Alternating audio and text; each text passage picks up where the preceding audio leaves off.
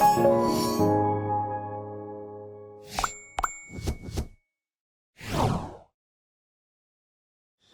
welcome to another edition of Chronicles of Life. My name is Kofi. This is a Zaki Media production in collaboration with Curious Pictures. We are shooting yet again at Hillcrest Apartment in Takoradi. And today, I have one of the most, some people think he's controversial, others think he's confident. And you all know that people confuse confidence and controversial figures, or however it is that you want to explain it. But I have Kofi Asiedu in the building.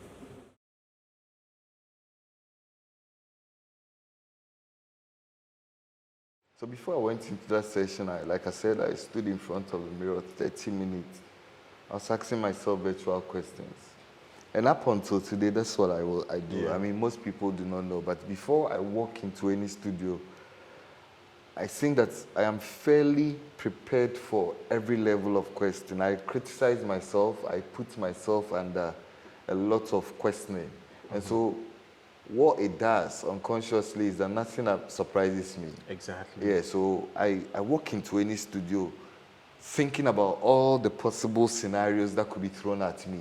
So I don't need you sending me Q&As. I just walk in, I do everything that I think I ought to do to the best of my judgment, and then I try to keep it at that. So I walked into that space, and the guys were amazing, simply amazing. Yeah. I met Bob. What was Bob's remarks after the first show? So remember? After the first show, we go back to Bob's office, and Bob was like, I can't be to my yampa, to my, and so Bob was like, oh no, I mean, I think you guys did great, and I think there's room for improvement. So Bob was very excited because back then, English panditry, it was difficult to get people. Exactly. Yeah, it was difficult. You know, and the thing was that you would get people just as you called, but then they didn't have the confidence to come into the studio. Exactly the point. Yeah. Exactly the point. Because there were people that would call, you know, that, oh, I can train this person, I can guide them to be better. Oh, you know, excuses. Yeah, I mean, I won't sit here and lie. Making that leap is extremely difficult.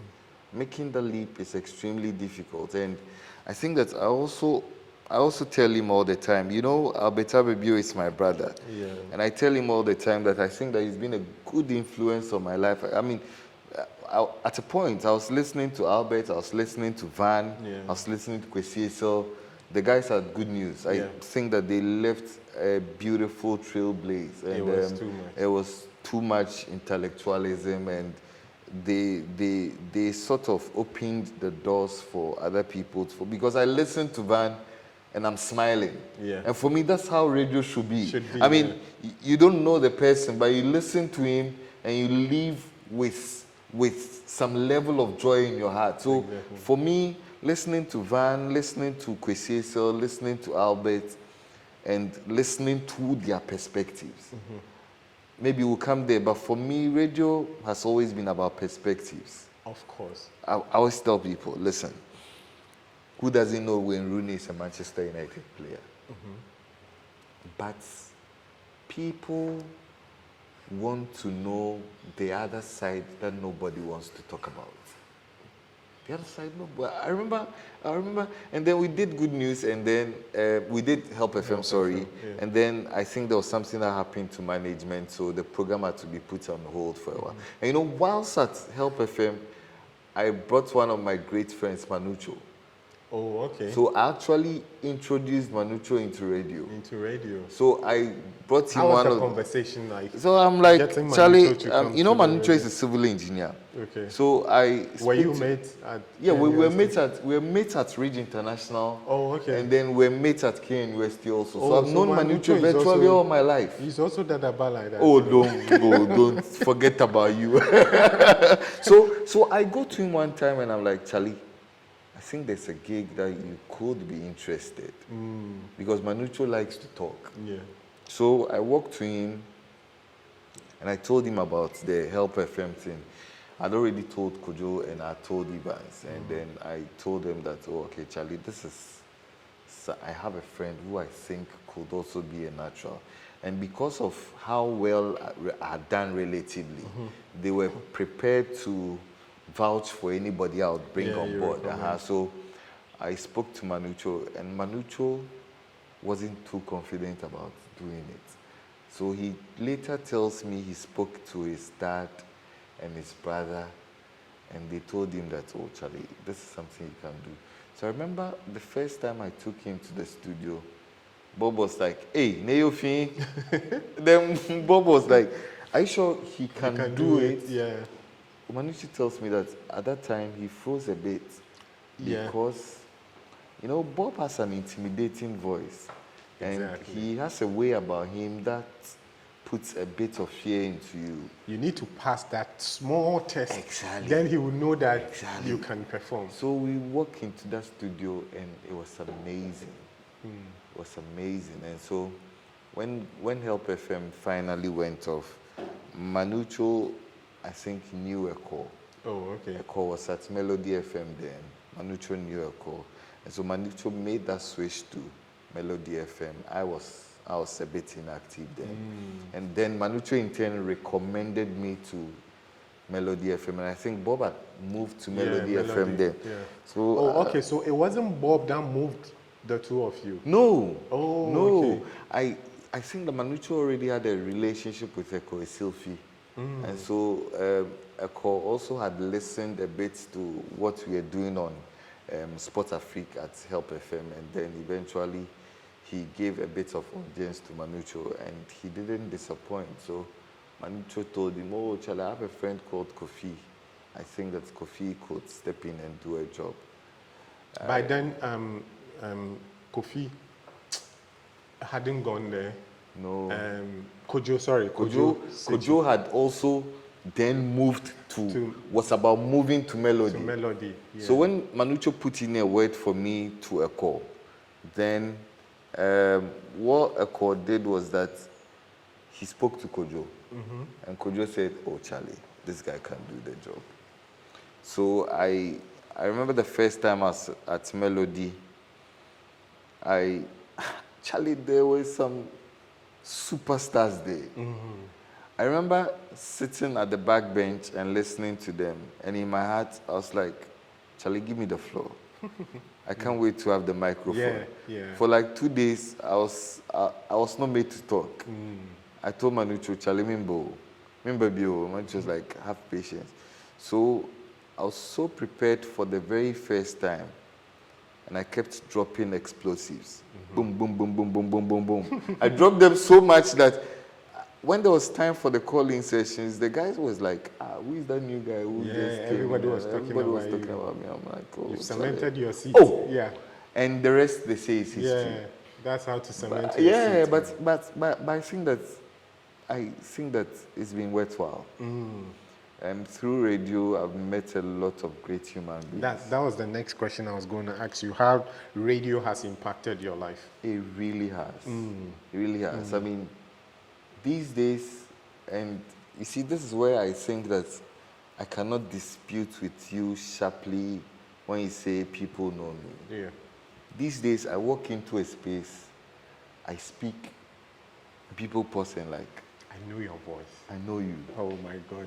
And that's the most terrible feeling in the world. I'm not comfortable with that thing at all. That's the most terrible feeling in the world. I mean, you walk into a space and people are like, oh. And I've walked into the spaces of very prominent people and they go like, oh, so you are Kofi? And I am humbled. I think that radio has really shaped me. I mean, one of the greatest things radio has taught me is to be humble. Because when you come outside from the studio and then you meet the people who listen to you and you know where they are, and you know how they are able to make time for you, I think that's humbling. That's humbling enough. And for me, radio has also opened bigger doors than I ever imagined for me. Like what? Like the job I do. people listen to you and like, oh, okay, this is somebody who is constantly in the airspace, so this is somebody we can vouch for. I mean, if this guy runs away, we know where to get him. You understand? So I think that radio also has opened a lot of, and it's opened me up to amazing people. Amazing people would have a lot of time having access to. I mean, just because you spoke on radio, just because people hear your voice, and just because you do what you do. So for me, radio has been worthwhile, and I always thank God that I had to walk this particular journey. Yes, That's impressive. And that's also very, very interesting. We are on Chronicles of Life. I'm in a conversation with Kofi Asiedu. He's a sports analyst. He's also the host of Sports 101 it's a YouTube channel. You need to check it out. They do some very amazing discussions on it. and then you're also very popular on social media, like Facebook. Oh, Yeah. that one, Very, yeah. very, very popular. Look at you. Yeah, I mean, when you say very very, popular. I know where you're going. And for some time you were running Dear Radio Manager. Oh, that series. You know that series has gotten me into a lot of trouble. Really? Tell me about it. Oh, I've lost friends. Really? Yes. With the why? With the Dear Radio Manager Dear series. Manager, Yeah, I've lost people I considered brothers. Oh, really? Oh yes, I've lost friends. I've stepped on toes, but I'm unapologetic. Okay. Because, like I said, I think people do not want to hear what they want to hear. You know, there's a thin line between love and hate. And for me, you need to balance the act. For example, the Dear Radio Manager series, that people actually see me and think that I was addressing it at a particular person. Or I was addressing it. So couple of weeks ago, I meet this particular man who is supposed to be the radio manager. Okay. And then I tell somebody that, Charlie, he won't speak to me. And true to my word, he didn't speak to me. And I was shocked. Was he the person that your write-up was targeted at? That was the person that people supposedly thought the write-up was towards. Oh, okay. So okay. we share the same mechanic. We meet at the mechanic shop, and I tell the mechanic that, Charlie, boss will not step down. And boss didn't step down. Because you were there? Yeah, because I was there. And for some strange reasons, I'm not one of his favorite human beings today. Yes, but I am very okay with that. I think that maybe life will put us together again. I believe in moments. I believe in speaking what ought to be said. And then people say that, oh, okay, people meet me. I'm like, you are the guy who runs that particular channel on Facebook. So Charlie, you're always causing trouble. So people see me in real life and like, Kofi, the two characters do not match. They are parallel, they are polar opposites. Then I'm like, oh, I mean, people need to understand that social media is for fun. Yes, you speak some truth out there, but you try to shape the conversation. You try to say things that people are scared to say. And I think that, listen, with the Dear Radio Manager series, for example, you cannot imagine the number of messages I had in my inbox. Oh, wow. And you know, people from a distance aligned with the things that I was sharing. Yeah, of course. Because people are silent. People need a voice. People feel that, listen, Kofi, you're the only person who can drive this truth. Because Charlie Razak, I've been there, seeing it. I mean, seeing boys struggle. And I always tell people, you cannot run a radio station and tell us there's no money. I don't entirely agree with you on that. I hold that opinion strongly. Yes, because of course you know me. Yes, I know and you. You know what I do. know what Yes. I do. Yes. So I can strongly tell you that Yaran is radio no nanso skinny ho. For a fact that, look, at a point in time, one of the radio stations that I was working with, so FAM Book Cinema, we had almost 1.3 million Ghana cedis in debt. and we had a huge amount of adverts that we were playing, but the collections were not coming. Revenue was not So coming. maybe you were not doing things right. No, you see, the radio, no, radio is run, I don't know about elsewhere because I've only run radio in Takrady and in Accra. You know, we run it on credit basis. I get you. So at the end of the month or at the end of a certain period, you get the collections. You go out, you get, like if you know me very well, we go to Accra. Accra is like the market, so you go. And the thing is that, so be the kawenwa, no kado untia. Kofi, it's not a criminal case. Kofi, sometimes people will tell you that the check is ready. You know, having called them several times, several days and weeks, the check is ready. Eboko check office one. Na check na Kofi 2 order was signed, Nimpa Kola sign, opponent signing. Meanwhile, on your 20th, you need to pay salary. you need to pay 28th or 29th. And Moya Oye, like a buffoon, you've given your word to some of the staff because, of course, staff will be saying, Charlie, this month, Mokapeku, check be happen. And then you go and this happens. So sometimes overdraft crown with put your staff, hoping they will clear. But the bone sometimes cry overdraft now, why in a period now where then go but period now, so but collections no on bed revenue number. So it's well, I think you make a fantastic point, but I still disagree strongly. I still disagree strongly because from all of the narration you have given us, listen, if you have 1.3 million in debt, everybody who runs your book knows that this is money that is to you. Of course, Kofi. Fantastic. So why can't you loans now leverage loans and but don't forget also that there are other. It is not only the salaries on Kotina. Exactly, the other commitments. Yeah, yes. The other huge commitments. Like join Doomso, for instance. So much on power. So petrol, much on power. I think gasoline. I think that at the point, Krana and my friend, salaries was almost like half of how much we were spending on power. And these are not expected. And around that time, no revenue, no sorry, advertisement, no, it was none of that. So because the companies that have to advertise, they are also buying. But let me tell you something. And I'm happy you're having this conversation, dear radio manager. Dear radio manager, rather. So you have a staff. You know your strengths. You know the strength of the staff. You know what they want. Because I believe in human relationship. You know, my last radio job was to work at Empire. And I tell people that one of the most amazing people I had at Empire was called Frank. He was the business manager before my good boss feeling that he took over. Okay, Frank, I remember Frank. Amazing person. And one of the favorite people I've worked with, Otujando. Yeah. Let me tell you something. Human beings are human beings. Why I say you cannot run a radio station and then do shakara. One, you know your staff. You know the things that gets them comfortable. Money is not everything.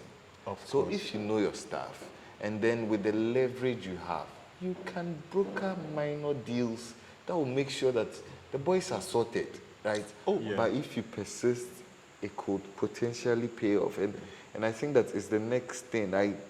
There is no radio station that will be powerful than what you and I are doing now. You understand? Course, I mean, because where this conversation could reach, the corners of the world it could reach, no radio station can give you that mileage. And I think that it's one area that people ought to turn their attention to. So that is what we are primed on doing now. And that is what we want to get out there. But I think that sometimes I miss radio. Yeah. I miss being on radio. I was telling, there's one lady who is left radio. I'm trying to bring her back. To radio? Not to radio, like bring her back into the media space. Yeah. Okay. And she was like, my brain, me person, I said, but radio is in the DNA. You never walk away You from will it. never walk. You never walk Kofi, away from you it. will never. You can't. Because You will need to find yourself in some form of media space. Exactly. That's how it is. I agree. But if Agree. you've not been here, if you've not been there, you won't understand. You won't understand. Because there are days you wake up and you know that, Charlie, this could potentially be a big story. A big story. Imagine I was there. And nobody can tell it the way you want You to tell would it. tell it. And so I mean, you know, there were days that people tell me that, Charlie, for example, if Arsenal had beaten Manchester United by 3-1, people say that, Charlie, we'll tune it to Kofi because Kofi will always have a story. And so there are days I wake up and I'm like, oh man, this was the day I wish I was. This was the day, yeah, you know. But it's been nothing short of amazing. And I am happy that through radio I've met people like yourself. You know you're a big man. Am I? I don't expect you to say yes on live TV, but you're a very big man. How? How am I a big man? If I mention your name, the passages I get to pass through, like Moses and the Red Sea, you cannot get there without hard work. Don't deceive yourself. Anybody who has gotten to the top legally has a mark and scars to show for. So if you're watching me out there, there's no substitute for hard work. Grind it. I say, what's a wee employed? A wee employed, because but hard work, it pays. I think there's no better way to end the conversation than what Kofi just said. You've been listening to the Chronicles of Life. My name is Razak Kofi. My guest today was Kofi Asiedu. EME. We'll catch you up again next time on this channel. Stay tuned.